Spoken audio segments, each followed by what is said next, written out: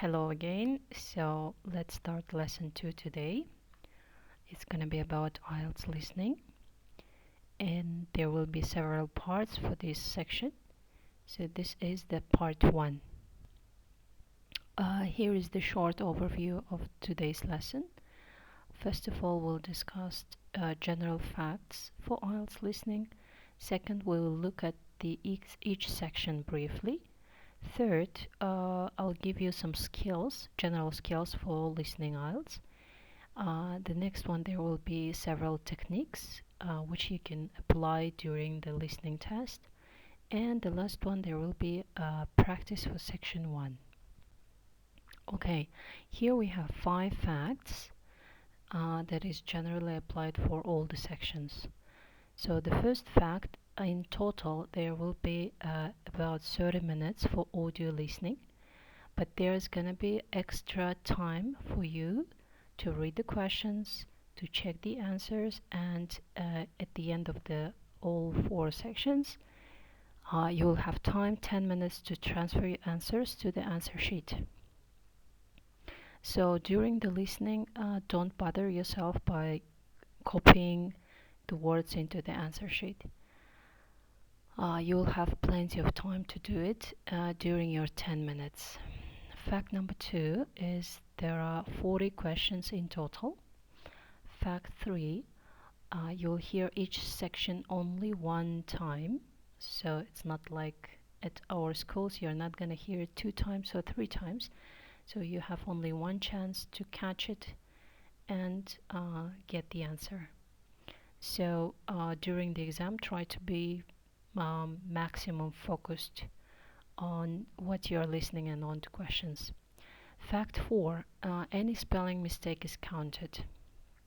So for example, if you write the name of the month, for example 4th February, and then you wrote the word February with small letter, not capital, so it is counted as a mistake, although you got the right answer. So be careful in terms of spelling. The last one, fact 5, you will hear not only British accent, which means, of course, you're not gonna hear some Chinese or Indian accent, but the speakers are might be not the native speakers. Okay, so here we go. We're gonna look at each section briefly. As you see, I circled section 1 and 2 with the blue circles, which is social context. And section 3 and 4 I circled with the orange one, which is academic context. So therefore, usually students get lower amount of mistakes for section 1 and 2 because the context is social, which means you usually hear it in your course books, in dialects, in films, in songs, right? But section 3 and 4, usually students get the high level of mistakes, high amount of mistakes. The reason is that the context is academic, which means you need to know the academic vocabulary very well. Therefore, I recommend my students to listen to some TED Talks, lectures, documentaries, not waste their time for watching films or listening to the songs. So it's not applicable for IELTS listening preparation. So in section 1, we have 2 speakers. There might be a phone call, a dialogue between some 2 people. The one is usually kind of official face, like a receptionist or secretary, and the other one is usually client. So you'll have to be able to write numbers and names. So after this lesson, there will be a PDF document for you to practice on writing numbers and names. Section 2 is usually one speaker, and the speaker gives a long monologue, usually on maps, or give some general information on social topic as well. Section 3 is usually 2 or 3 speakers, and it can be a discussion between students, or it can be discussion or dialogue between a professor or teacher on academic topic. Section 4 is a usually lecture, and this part of the listening is quite longer than the others. So there might be some extra information, some lots of distractions, um, because it's a lecture. It's a long monologue on specific academic topic, and only one speaker talks here. Okay. Listening skills. Okay, here I listed two general skills that you will have to practice. The first one is listening for gist, or we usually call it skimming. Furtherly in reading, you will hear this word as well. So, listening for gist, it means to catch the general idea, and this skill you usually use in matching names, tasks, and the other tasks also. The second skill is listening for details, means scanning.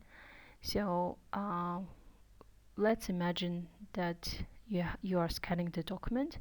The scanner scans all the details of the document, every dot, every letter, right? So the same principle is here.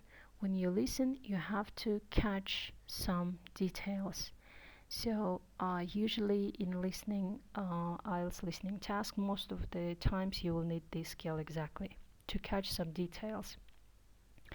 So this can be applicable in task types like completing notes, tables, or summary completion. So here are some listening techniques that you are suggested to apply during the practice test and during the actual one. The first one, when they say to you, now you have 1 minute to read the questions, you're not gonna just read them, you're gonna work with them.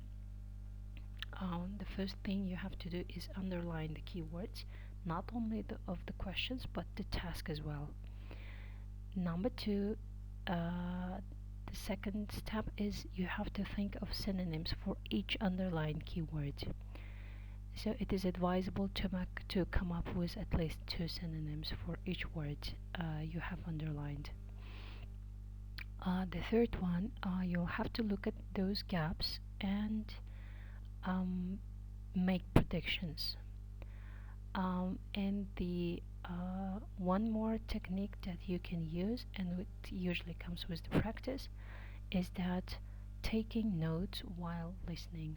So you can practice it as a means of listening for lectures or BBC documentaries or TED Talks, um, and then not just listen, but take all the details and all the main information, main messages from the listening. So while listening, you will be taking notes. This is the one way of practicing, and the other way is, of course, during the practice tests. So make sure you are writing and taking some notes while listening. And here I would like to mention about spelling. Spelling is important, as I mentioned it before. For example, here the word practice with C is a noun and with S is a verb. So while making predictions, it is important to predict the form of the word. Is it singular, plural, with the helps of the words which comes before the gap or after the gap. So here are some examples how you can practice these techniques. First of all, as you see here, I circled keywords in the task. The first one is 3, which means maximum 3 words you can write or a number you can write.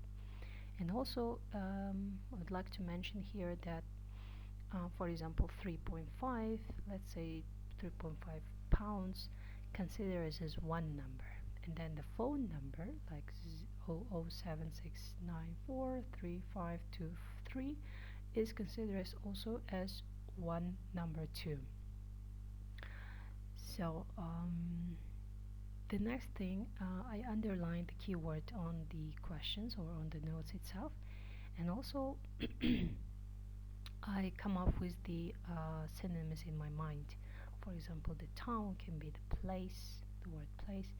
For the word time and date, it can be the planning, some like the day can be, yeah, which day you're traveling can be the question like this. The next one, change in York or, yeah, so here I would write singular noun because it's like change in work York or one more city only, the name of the city, yeah?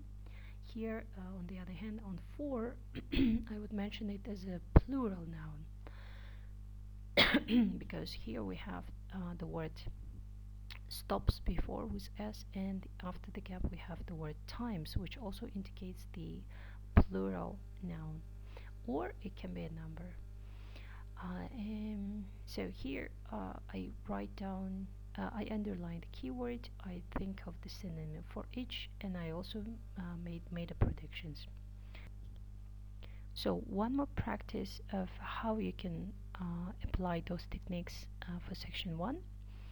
Actually, those techniques are applicable for all sections, but as we are doing listening part 1 today, so I'm giving you examples from section 1 only.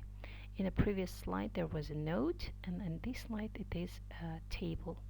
So in the table the most important thing is to read carefully the headings. For example, the heading, we have the train here and bus. So these headings can actually help you to predict the gaps. And information heading, which is located uh, horizontally, is the name of the discount card. I underline the word name, um, the sign for the percentage, the word fare here. For example, the word fare, you can come up in your mind with two synonyms like price, tuition, money, yeah. And the last one is cost, which is also considered as a price, yeah. So after this lesson, go to the document for listening 1. So do all the activities which is involved for section 2. Good luck, and after finishing those documents, please send me your feedback. Tell me how much mistakes you got. Do you have any difficulties in it, or maybe you want more exercise like kind of like this? So please comment on the chat. Bye bye, have a nice day.